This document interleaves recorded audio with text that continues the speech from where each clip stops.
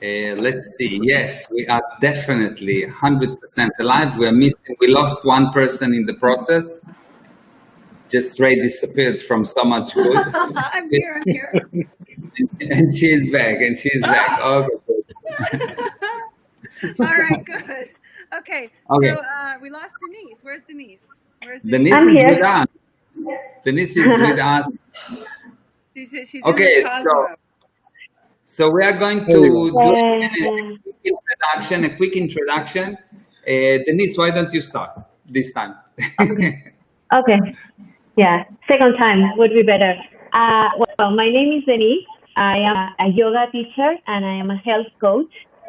Actually, Ray is my teacher from my yoga studies.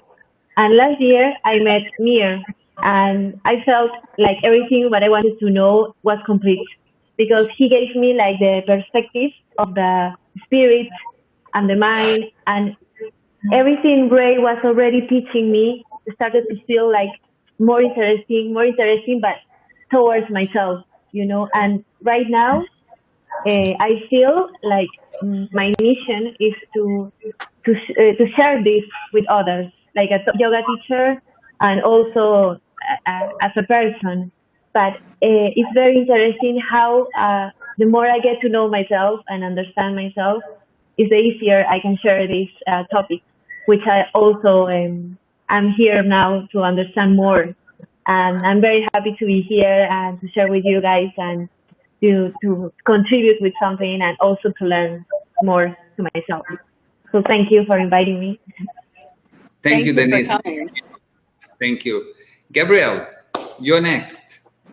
Okay. Hello, everybody. My name is Gabriel, and I'm a massage therapist and yoga instructor based in Miami, originally from Argentina.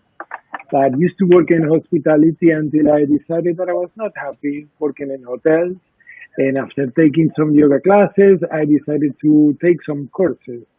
And in my learning with different teachers, I got to know Ray, which was one of those things that happened to me, until she introduced me with you, which was the second great thing that happened to me.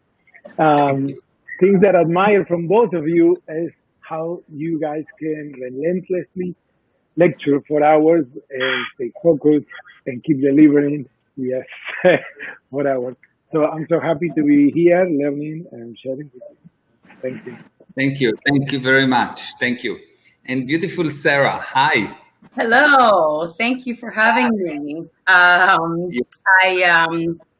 met Meir through Ray. Ray's my sister. I'm actually from Bowmansville, PA. I live on a beautiful 60-acre farm.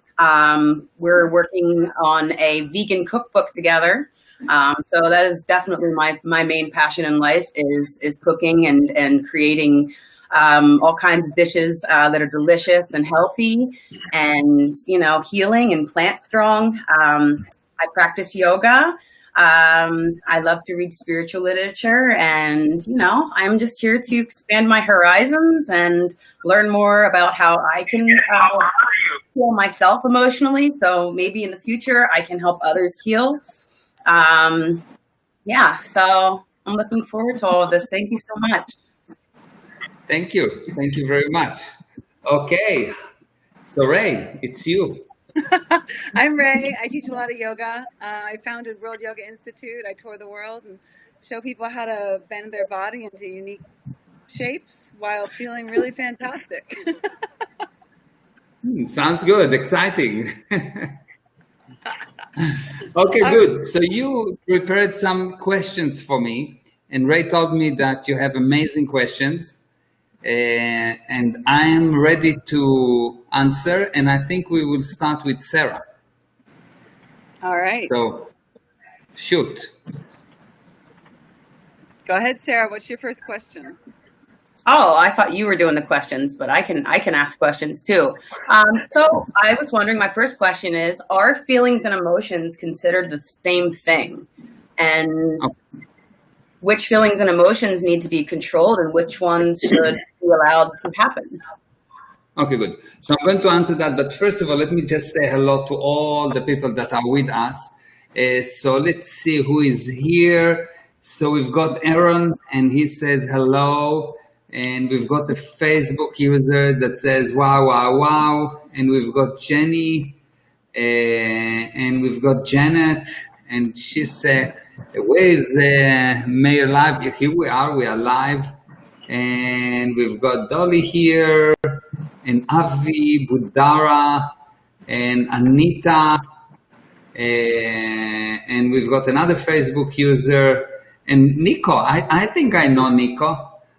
Nico is here, and Shamaya, and lots of people, and Pedro, and more people, and Jenny, and many people. So we have lots of people that saying hi. So hi to everyone.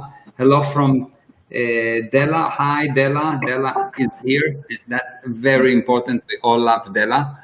She's amazing. She's really amazing. And okay. So let me answer the question. Okay. So what is emotion and what is feeling and what's the difference and what should we do with those things? So first of all, let's understand the emotion. The word emotion actually stands for either enhance motion or escape from motion. And I will explain what I mean and how it works. So you've got a person, and the person have a mind. And the mind is just many series of pictures that you collect all your lives. And you've got the body, and you've got the spirit. When something happens in the environment, you look through your mind, and the mind gives you all the possibilities of what can happen, logical and not logical, and you make a decision what to do. And that decision affects the endocrine system. It releases all kinds of chemicals in the body. It's basically defined the physical response. It's defined what you as a spirit would do. Will you actually use the emotion as something that give more motion, enhance the motion, or escape the motion? Because anything that happens in front of you is motion. So emotion as a whole is how you handle motion. What's your reaction to motion? And the manifestation of that is feelings. So when the emotion is an emotion of anger, the feelings will be what you feel when you are angry.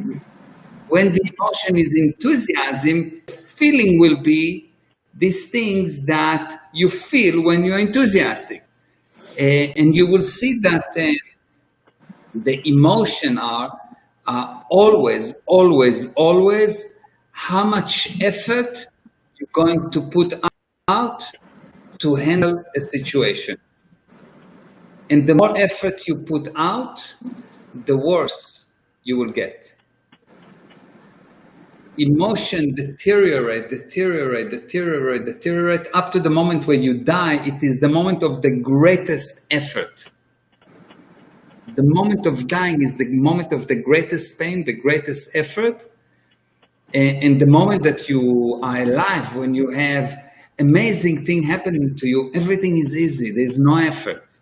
So you enhance the motion when your emotions are actually pro-survival, and you escape the motion when the emotion are counter-survival. Now, what should you do with emotion? Which one you should keep and which one you should not keep? So when the emotion are appropriate to the situation, they're actually helping you. So when you see someone die and you cry, it makes sense. Or when you see something happy that happens and you are happy, it makes sense. But when someone dies and you are happy, it doesn't make sense. It's mis-emotion. It's an inappropriate effort or an inappropriate emotion to the situation. So you will see that overall, the moment that you understand what is emotion, which is just how you are handling motion, that's all. How do you handling the motion around you? What you need to do in life is to be willing to experience any motion and to give out only motion that others can easily experience. And if you do these two things, you will see that your life will improve. You need to be able to experience any motion, anything that comes to you, anything. Someone shot at you, someone jumped at you, someone punched you, anything, or someone loved you. Any emotion, regardless of how much effort in the emotion, you should be able to experience it. And it's just a matter of a decision, because this motion is not really having any effect on you before you decide that it has an effect on you. You see, because when something happens around you, some pictures happen, and you decide how serious this thing is. And you will see that if you look at life, you'll see that when something happens, sometimes it seems terrible, and later on, when you look at that, you realize it wasn't so bad. And sometimes sometimes you think things are amazing, and time go by, and you think, oh, this guy was the devil. What did I like about him? So, so it's really just a consideration. It's not real. Emotions are created. You create them. They're not real. It's not something that some God go and give it to you and you cannot run away from it. You create them, and you create them based on your decision. Are you going to enhance the motion, or are you going to escape the motion? If you're going to escape the motion, you will be afraid, you will be angry, you will be in grief, you will be in apathy, you're running away from the motion. And if you're going to take the motion and enhance it, improve it, use it to your advantage and the advantage of everyone else around you, you will see that life will become beautiful. That was a short answer for a long question. No, I'm joking. A long answer for short question. You are answering a few of my questions already with this one. It's okay. Can I shoot some? So it has two aspects, no?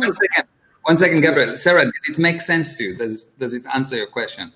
That helps a lot. Yeah. It does. Mm-hmm. Thank you. Good. You're welcome. The key to know is that really you're creating your emotion. How do I know? Because I can take two exact situations. And when you look at, when you're handling them in different times, you're handling them different. And you will see that two different people will react to the same situation different, which means the situation do not create the emotion, you create it. And because of that, when you look at that, and when you look at things that happen over time, you see that you could react differently. So all this thing tells you that you, and only you, by decision alone, decide what will happen with your emotion as a result, your feelings. You totally can control your emotion, and as a result, your feelings. And the sooner you learn how to do that, and there's a whole series of a lot of knowledge to learn on how actually to master it. But the moment that you master it, there is only one problem. It's very hard to wipe the smile off your face. That's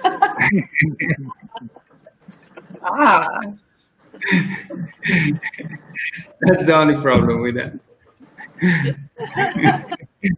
What a problem. That's a big problem. Then we have a special course to correct that. We'll make you sad. I'm joking. Okay, Gabriel. So you're telling me that there is two ways that emotion can arise. One can be as a reaction of motion coming my way, or I can create it causatively. The emotion is always under your control, and it is what you do with motion. If I punch you, you can block the punch, resist it in some way, or you can take the punch and, like in Aikido, use it for your advantage. So when the emotion are high, you look at motion that come towards you as something that helps you. You don't run away. You take it and you redirect it as you want. You enhance it. And when your emotions are low, what you do, you try to stop. How do you know if your emotions are high or low?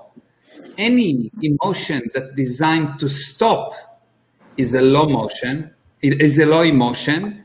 And any emotion that designed to enhance, to improve, it's a high emotion. So, for example, if I say hello and you say, hi, how are you? And we're hugging and kissing and everything, it's an enhancement. You take my hello and you make it bigger. But if I say to you hello and you tell me, why do you say hello? You try to stop it. Yes. Then you know that the guy is a little bit cuckoo. Why is he cuckoo? Because he tried to stop motion. And life is motion. Life is motion. So if you try to stop motion, obviously you're cuckoo because you're going against life. What is the definition of the word cuckoo? Going against life. Insanity is someone that's stuck in the past. He's going against life. He's really trying to make the past alive and not right now or the future. So cuckoo-ness is when you try to stop motion. So any emotion that try to stop motion is not sane. And you can see that include antagonism, anger, fear, grief,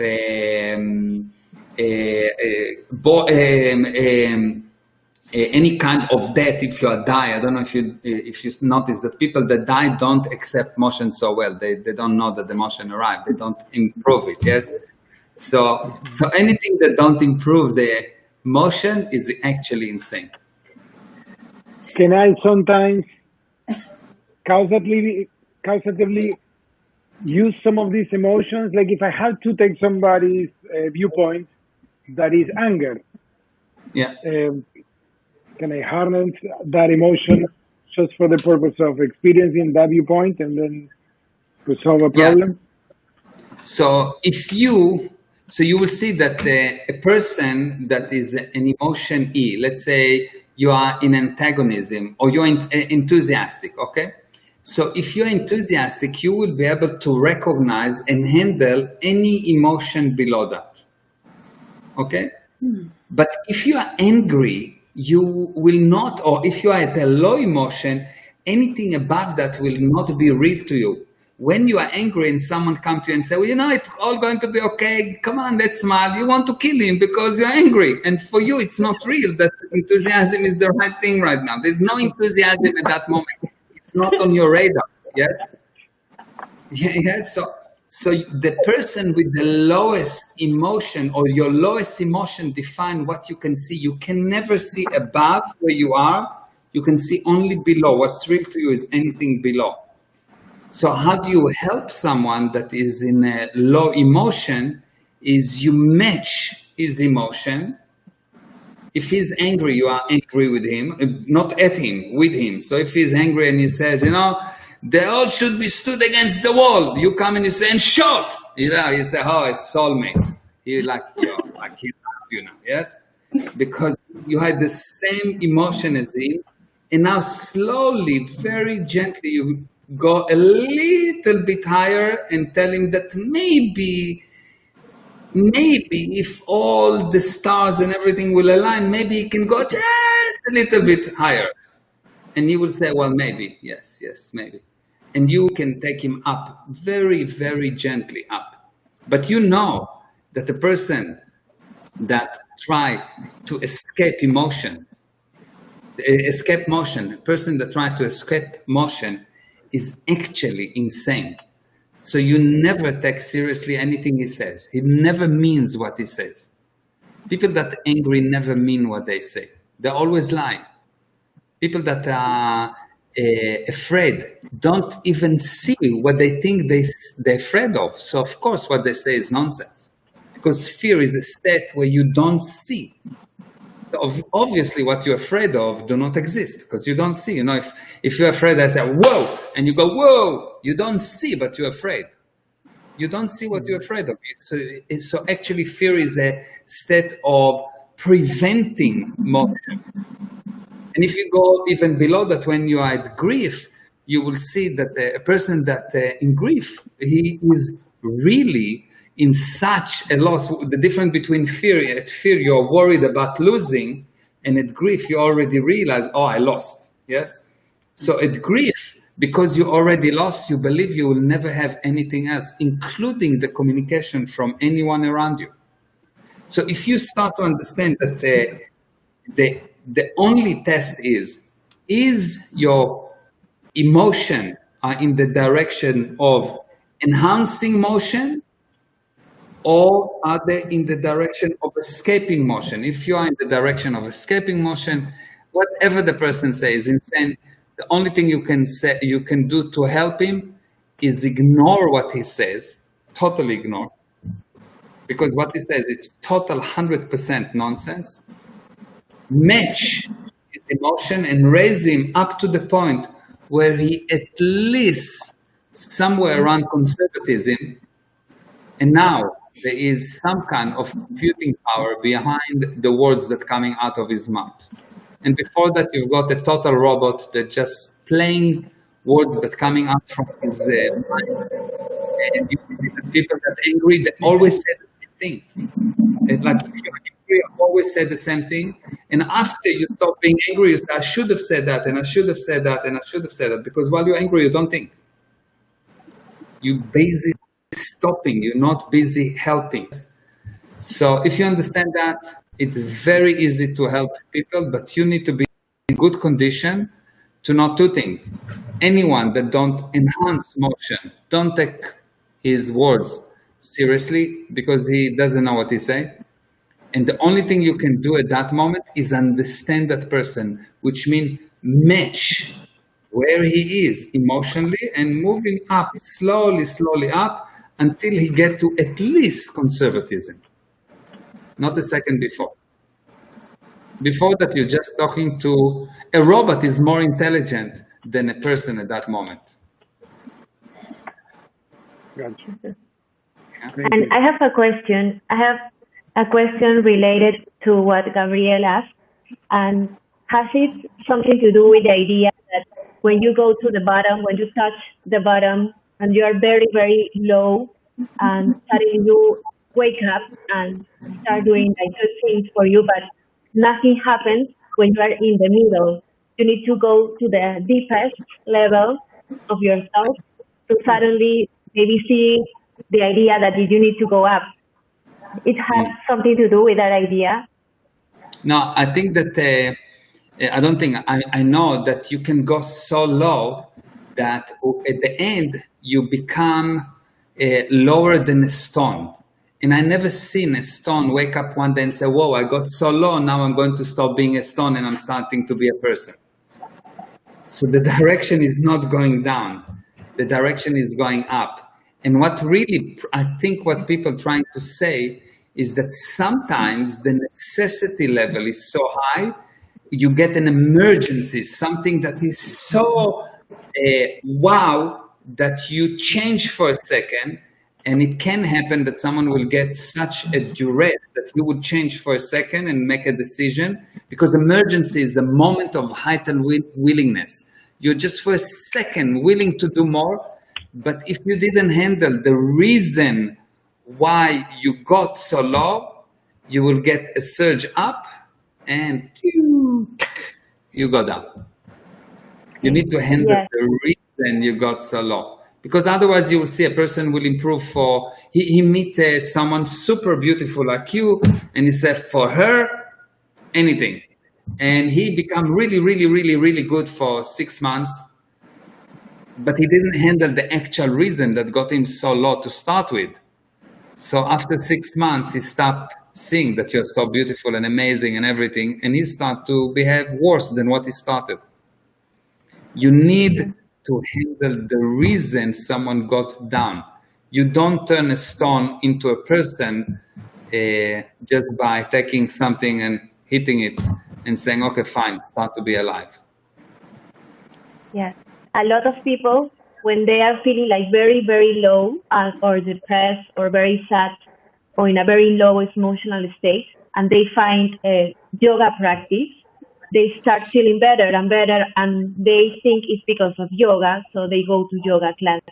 But it is like, as you said, like they have to work. We have to work with what we are finding in these lessons or classes to actually find the reason and work with that, right? Yeah.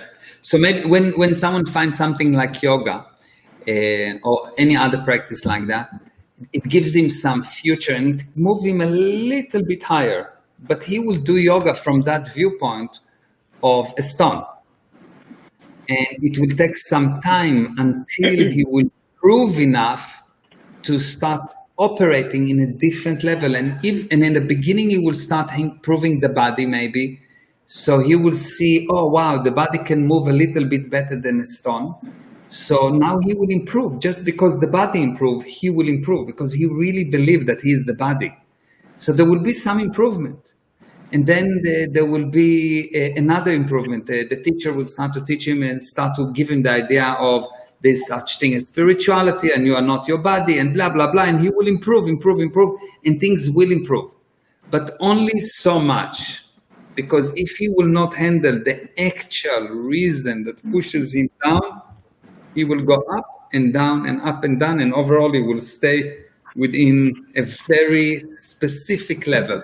There needs to be something different that removes the reason that pushes you down, because naturally, natively, the person is going to produce, the person going to be good, the person going to be successful, natively, without doing anything. So if a person is not doing well, there is a major force that pushing him down that he doesn't see.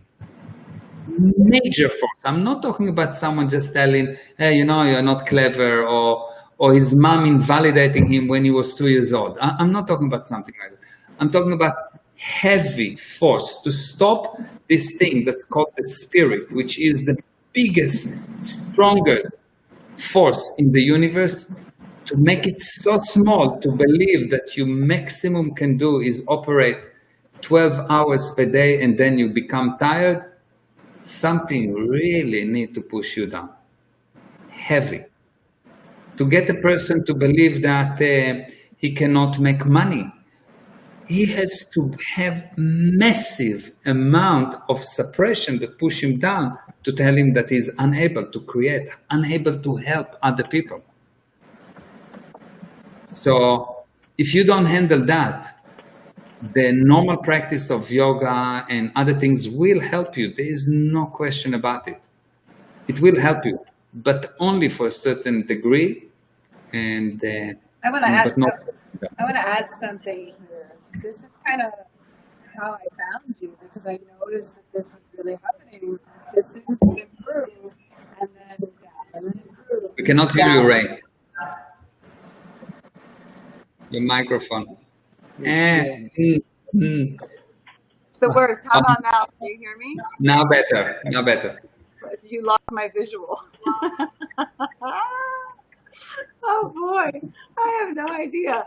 Anyway, now we can hear you. You can hear me, but you can't see me. It's exciting times.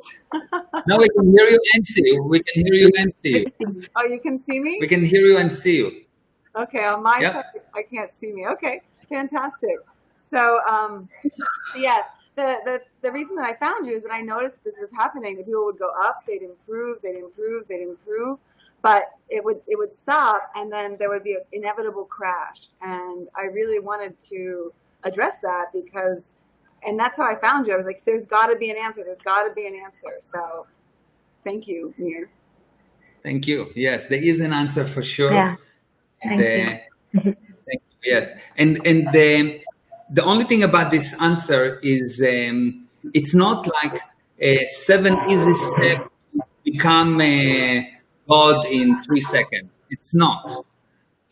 Actually, it takes work, and it takes lot of deleting nonsense, not adding data. It's actually a process of deleting a lot fake realities. You all know about what I call fake reality, which is information you are 100% sure is true, but when you use it, it doesn't bring the expected results. So actually what we do when I'm teaching, I'm not adding data. And I think I'm the only teacher that do that. I actually delete data. I come to you and I tell you, look, you already know. And the problem that you have is not lack of knowledge. And if you try to add more knowledge, you will be buried even further. What you need is not more knowledge. What you need is to remove fake reality. And you already know. And actually, anyone that comes to you and tell you that you don't know, even if he's trying to teach you, it makes you feel a bit uncomfortable. Because it's not true, because you really know. And that's the big difference between what I'm doing and what other people are doing. Other questions? More questions? So emotional healing implies emotional damage. How can we create or get emotional damage? Okay, so how do you get emotional damage? Yeah. What is emotional damage? As we said, emotion is the result or the answer that your past or your mind gives you. So the mind gives you all answers, and the more you rely on the past, the worse you will get. This is really amazing. The more you rely on your past, the worse you will get. Why? Because the past is the sum of all your limitations. The past tells you what you cannot do. When you're born, you have endless opportunities, endless future. And every day that you add past, you actually gain limitations, because the past or all those things that happen to you, and they're connected. So this is happened and it's connected to this thing and it's connected to the next thing. It's all connected. And those connection tells you that what can be done and that what cannot be done. And the more you agree with those laws, with those prior causes, the worse you get. Why? Because if we take, for example, if we continue to rely on our past, there will never be a cell phone. The planet will still be around. No one will fly. The only reason people don't go and do much more, the reason they don't use the full potential is because they believe that the past already tells them what is possible and what is not. Beginner's luck is actually this thing that when a person decides, in this area I have no past, and he's lucky. He can do things that no one can do. And you will see moments of emergencies is moments when you are willing. It's a moment of heightened willingness to ignore the past and to become you. In an emergency, you have a momentary willingness to be you without any connection to the past. And you see that in emergency, a mother can pick up a bus to save her child. At that moment, there is no past. Because if she will look at the past and say, is it possible? Of course it's not possible. So if it's not possible, I'm not going to try. Even if I would try, I would just prove that it's impossible. So how do you heal a person emotionally? You show him how good he is. How do you do that? You show him that the past means nothing. The past means nothing. It does not even exist. It's gone. It does not even physically exist. It exists as a picture in your mind, but even there, only if you make it happen. So you can actually, there are ways to delete the effect of the past and to make yourself, and at that moment, what you demonstrate, the result is that you can create by ideas alone. You can create by ideas alone. If you think about it, anything that is a fact today used to be an idea, which means the source of facts must be ideas. So the more you rely on facts, the worse you get. The moment that you realize that you can create anything by ideas alone, at that moment you become you, and anything is possible at that moment. The sky is not the limit. Wow. Yeah. Very nice. And how do we create these emergency moments? I mean, in our life, to start to move and for ourselves. How do you create what? I didn't get the question. Emergency moments, the emergency situations for ourselves. Yeah. How do you create this situation where you are actually in present time and not in the past? Yes, that's basically okay. So to be in present time, what you need to do is to remove fake realities. You need to find the truth for you. No one can give it to you. I can show you the way where you can find the truth. That's what I do in my lessons.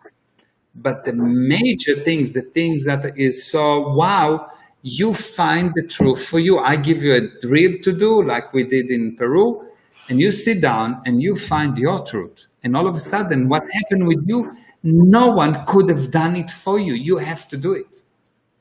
So by removing lies, what you discover is you. Because who are you? You are a nothingness that's covered by lies.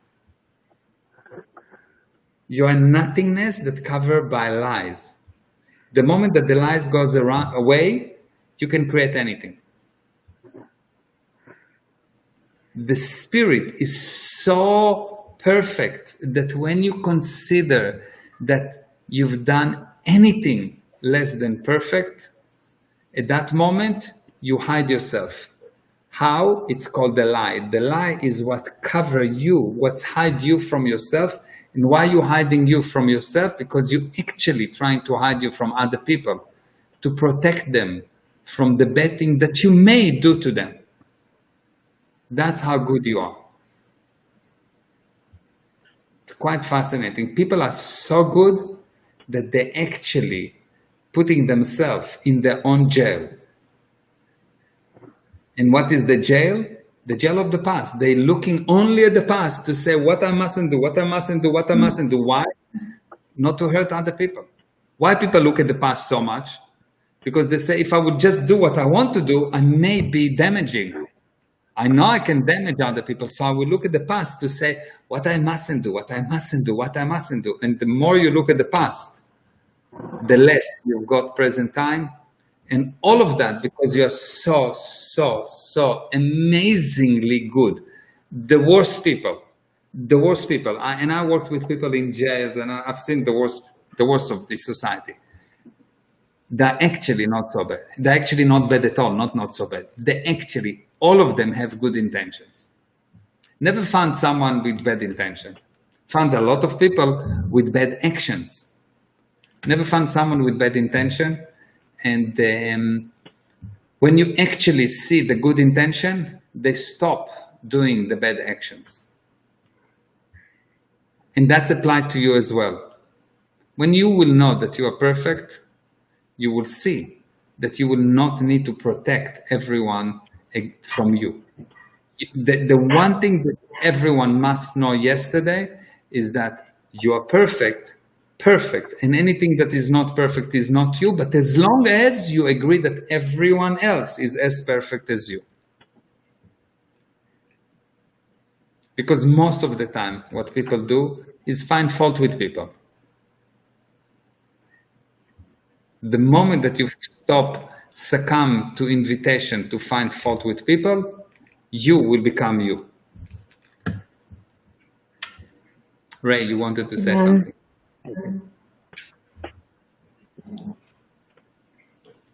We cannot hear you, Ray. No. No, you look good, but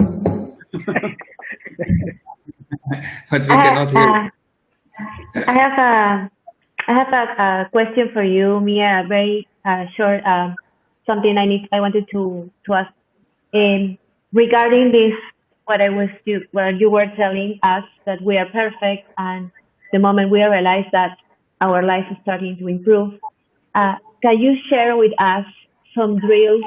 Because I know that there are specific actions that we can do in our daily life to start seeing that beauty in ourselves. But can you share with us some drills or examples to put in practice? Yeah, yeah. What can you do to realize that? Whoa, Ray, now I think we've got a lot of echo Oh from you, boy. But and you we can, can hear you. We can hear you, and it's okay now. There's no echo. okay. Excellent.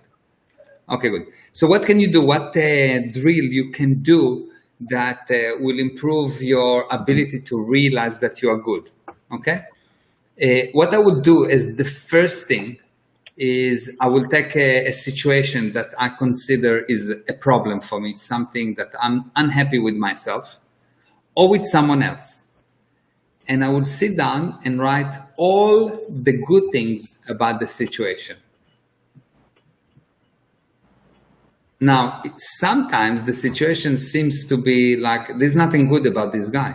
He's like, he's not good. So what you do, you write what could be worse. And you will realize how much good there is in the worst people and how much bad there is in the best people. And when you realize that in the worst people in the universe, there is a lot of good, and in the best people in the universe, there is a ton of bad, you will start to have this thing that people are actually good. And they're just fighting this cruel universe. This universe is a very, very cruel universe. And you need to learn the rules of this universe if you want to survive. Why is it so cruel? Because it takes all of those billions of people that are really, really, really, really good and convince them that they need to be bad. They need to act badly, not be bad. They need to act badly. Because everything around you convinces you need to act badly. And it's not true. Because the only good that ever happened to you is because you decided that you're good and that someone else is good. Otherwise, you will never get any good in this universe. The only time that someone paid you is because he paid you because he decided that your job was good or that you are good.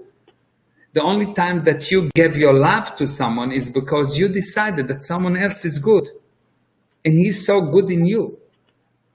So any improvement actually happened from seeing good, not bad, but everyone forces you almost, or this universe forces you to think the way to fix something is to find what's bad about it.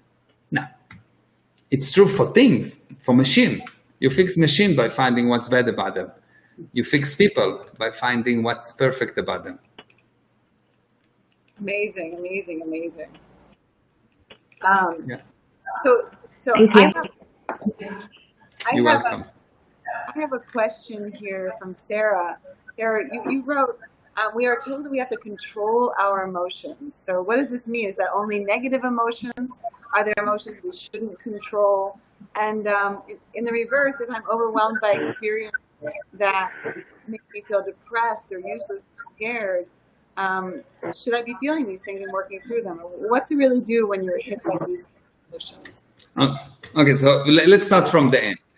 When you're already hit by these emotions, if you are depressed or something like that, and you're already hit by that, and that's the end, because we need to handle how we will not get to that. But if you do, the only practical thing to do is to hold your body from the ears or whatever and move the body to work, clean, cook, do something, bring value to someone, clean your dog, feed your daddy, I don't know, do something physical with your body. Everything will tell you, no, you need to lay down and crawl on the stone. just make yourself do something. The moment that you start do something with your body, what will happen is you will see that you will build space.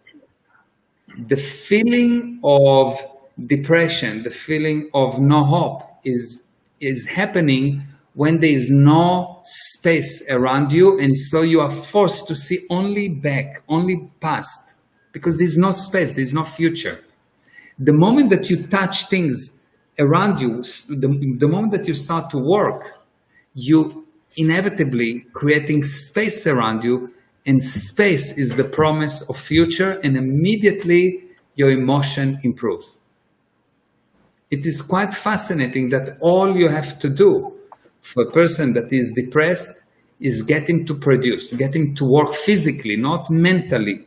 Don't let him sit in front of an Excel or something, yes? Or answering emails.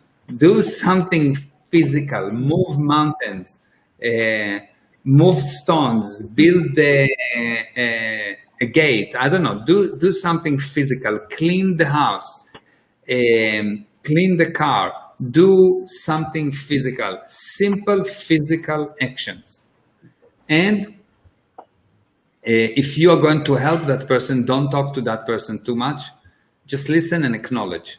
He will want you to tell him what to do. Don't. Because if you tell him what to do, he is again taking things inside. You want him to outflow. So all you want to do is to get him to work. And if you are helping that person, don't give him advice or anything like that. Just listen and acknowledge. Now, how do you not getting to that position to start with?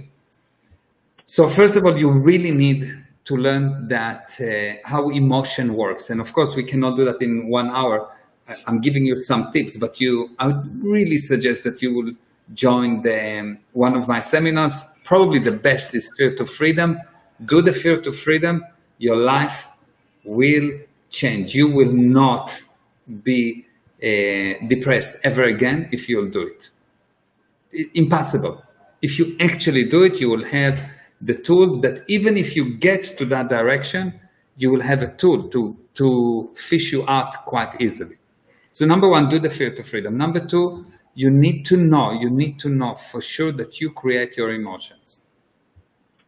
No one can piss you off, because I've checked many people, never found a button, piss on, piss off on them. Never found anyone with a button. Yes, so no one can piss you off. You creating your own emotions. You creating your own emotions. If you are pissed on or pissed off, is you. You creating your own emotion. You really have to understand that. And you do that in an effort to escape motion. You're just not willing to confront what comes your way. You need to learn how to confront any emotion. And not only that you will never have depression again, not only that you will never worry again, not only that you will not have these bad feelings, but the result that you will bring in the eyes of most people will be miracles. And they are not miracles, they are miracles. No, I'm joking. They're not miracles, they're just... they're not miracles. They're not miracles, they're just, you just becoming you. You're just really becoming you. So that's the answer. Made a Meir joke. That was great. Okay, any other questions?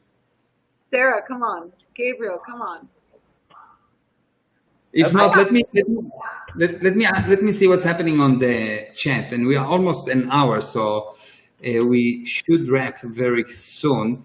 So Shemaya says, beautiful people, and we've got lots of hearts from lots of people. And Pedro say hi. Ray, even you say hi, Dad. Hi, hey, Dad. Wow. I was trying to tag it.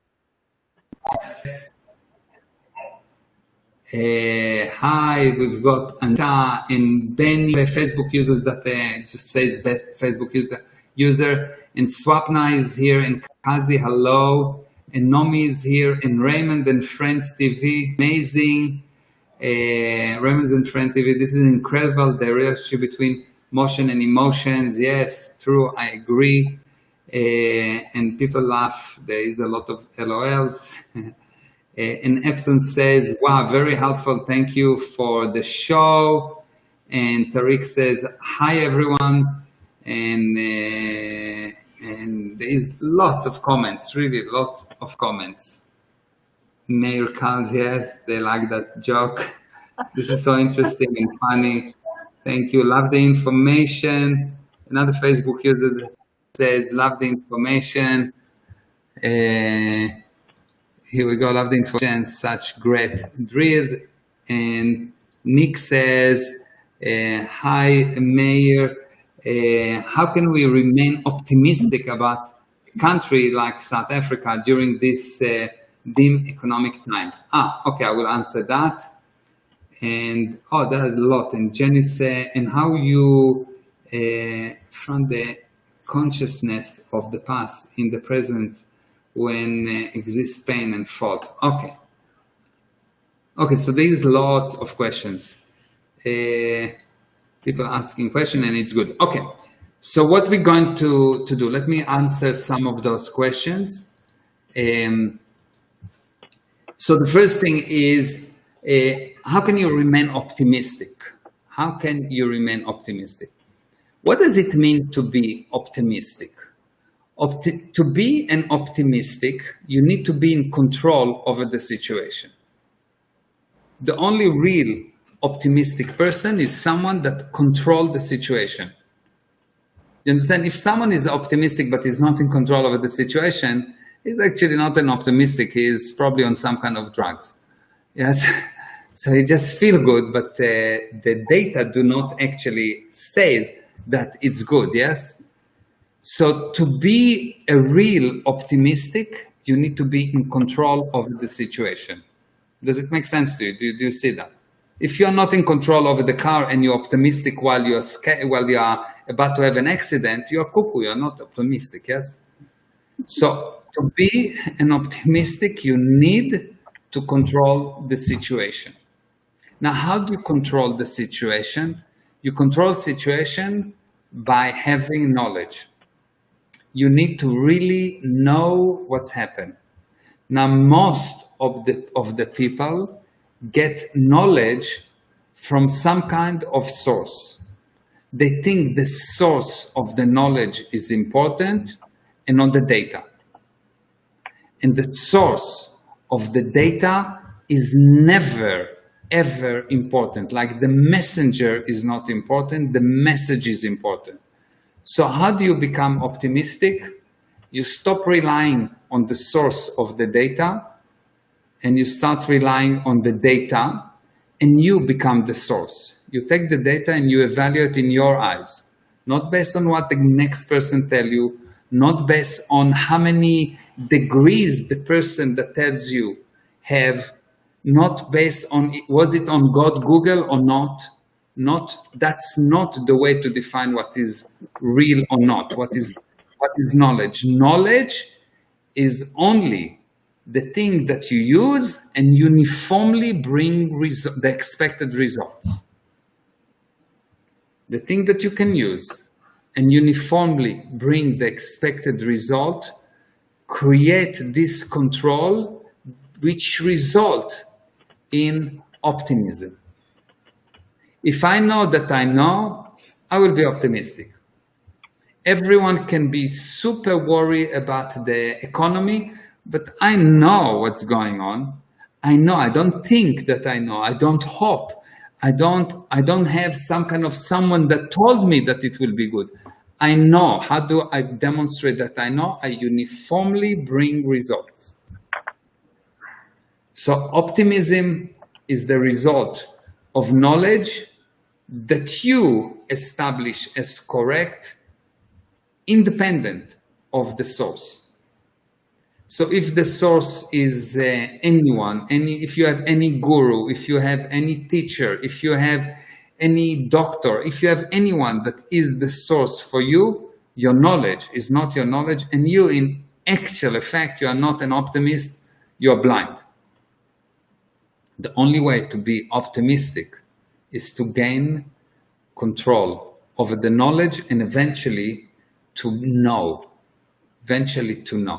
Not because someone told you, but because you are so certain that your certainty do not require any further reasons. When you are certain in such a level that what you know do not require any further reasons, at that moment you are optimistic. And before that, you are just not willing to confront. Because optimism and head in the sand is very similar. Just from the other side of the spectrum. Because when someone put his head in the sand, he doesn't know that there is danger. So he's optimistic until he gets shot. But someone that actually knows, demonstrate control. So I hope that that answered the question of optimism. Optimism, you want to be optimistic, start to gain control over the data. Stop listening to all kinds of sources, TV, Google, blah, blah, blah, your teacher, your guru. Don't listen to me even. Anyone. Start looking what is true for you. Delete, by all means, listen to me or to anyone that will show you how to look and to decide for yourself what's true for you. But don't listen to what I say as data. Don't take it as data. Any other questions? Jenny had a question. How do you confront the consequences of the past and the present when there's pain and fault? How do you confront the consequences of the past and the present? In the present, when there exists pain and fault. Okay. So what you need to do to handle pain and fault is the short answer is do the fear to freedom. Yes. The short answer is do the fear to freedom. I promise you, and you have money back guarantee that you do this course and there will not be pain, there will not be sorrow, there will be a lot of smiles and joy. But what's the immediate handling? The immediate handling is to look around and find what joy can you put into things. Not what joy can things give you. Don't look for things to give you joy. Figure out how can you put joy into things. When you will put enough joy into things, you will not have pain. Most people try to get joy from their new car, new wife. No, new wife is an exception. New car, new something. No, I'm joking. New car, new computer, new phone, new something, new toy. They try to get joy from things. But the actual way to get joy and to end any possible pain is to look around and find how can you put joy into things. Can you give an example? Yeah. So I took a job. I took a new customer. And if I think that this customer should give me joy, he should admire me, he should do this, he should be successful, I'll die. But if I take the customer and I have this mission in my life, I am going to put joy into him. I have a new phone. I bought a new phone. If I would say, well, the phone will make me happy, that thing that can break if it's full will make me happy. It's crazy. Yes. But if I take the phone and I will put the joy into the phone, I will create the wow. I will look at the phone and I will like, whoa, it's so nice. I'll put the joy into it. If I drive and I expect the scenery to give me the joy, it will give me maybe the joy for one time, twice. Yes. But if every time I drive, I will find the most unbelievable, I will put this feeling of joy into the scenery and I will go all day long with wow, wow, wow, wow, wow, wow, wow. You'll see that life will be different. I'll give you an actual true story. I got a dancing lesson 3 days ago from someone, but don't teach me usually. He doesn't teach me dancing usually. He just taught me a lesson. And he taught me things, and I was like, the whole lesson for 3 hours. The lesson was 3 hours, and the whole lesson I was like, wow, woo, wow, wow, amazing. I love this move. I love this thing. And it's not something that I never saw something, but I just put the joy into it. I just put so much joy into it that by the end of that lesson, at the beginning, he told to Aviva, I think I broke your husband. And so, so she says, why? He said, I don't know. He always says, wow, he's getting so excited. So I think I broke her heart. But by the end of the lesson, he told me, I'm teaching for many, many, many, many years. I never saw someone that can take a simple move and enjoy it as much as you can enjoy every single move. I can see why you are successful. Wow. Because I put the joy into every move. Most people will tell you, well, but I know this thing, or this is difficult, or this is taking a long time. They find what's wrong. I take it and I eat it. And not only I eat it, I feel that the move have sugar in them and cream and everything. And I eat them like I enjoy the thing. I put the joy into them. I put the sugar in my coffee, not the coffee put the sugar in. You understand what I mean? It's like I put the cream on my life. When most of the people expect that the life will come with already cream on top. No, I put the cream on my life. And I like the cream. Thank you. So it's a viewpoint. It's how I look at life. Do you put the cream on your life, or do you expect someone externally to come and put the cream on? There's a really dirty joke in there somewhere. Yes. Maybe not now. Okay, I have a question. But how to get to that emotional state when you put joy or where you see beauty in life? How to get there? By validating ourselves or admiring ourselves? If we have been invalidated our whole life and we feel that we don't deserve beauty in life. Yeah. So how do you start? You realize that success is the sum of all validated improvements. That's the definition of the word success. My definition of the word success is the sum of all validated improvement. So you find something you can validate, something that you can say, well done to me, or well done to someone else. It doesn't have to be even you. It doesn't even have to be you. Well done for someone else, or well done to yourself. And the more you will validate, the more smiles you'll have. The size of the smile can be measured by the number of validation you had that day.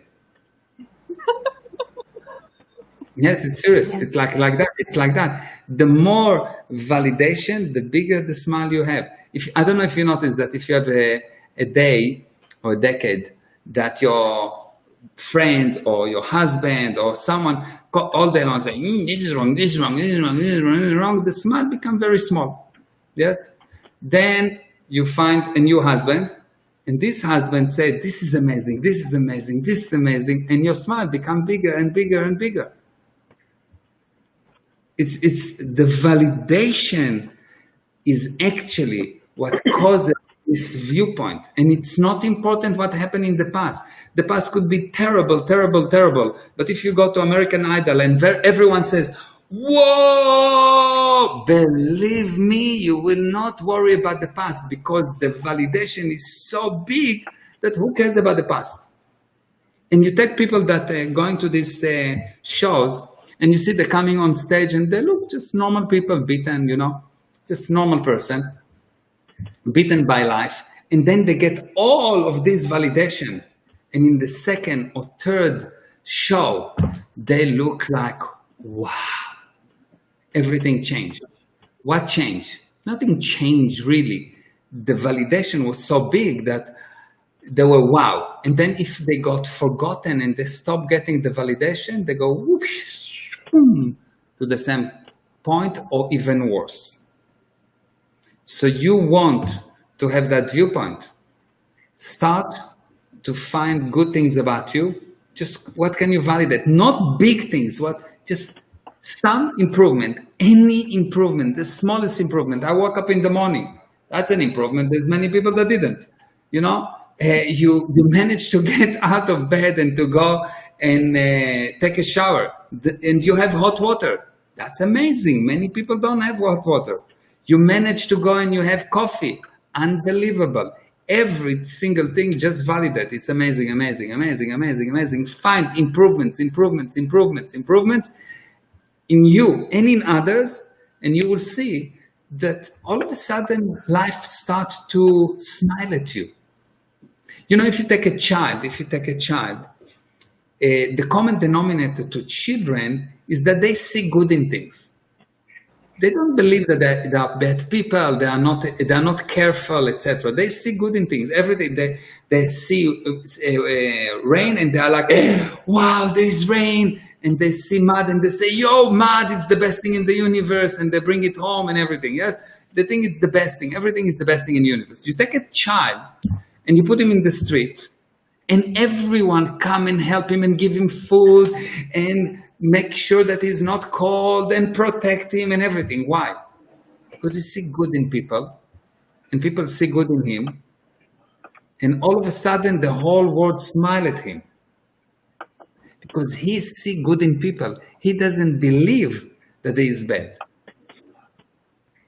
And if you will do the same thing, just refuse to succumb to invitation to see bad, refuse to succumb to reason why not to admire other people, you will see that your admiration to you will go up to the sky because everyone will see in you what they cannot see in themselves. And it's more valuable than money. Yeah, I can tell it's true. I can tell it's true. Yeah. Thank you. Any other questions? Okay, so I think we had fun today. Lots of cream, chocolate, sugar. We got the cream on top. The cream on top. We got the cream on top. And we had lots of nice people with us, which is amazing. So I think until next week, thank you, Ray, for putting this amazing thing together. Thank you for each one of you, Sarah, Gabriel, Dennis. Thank you. Thank you so much.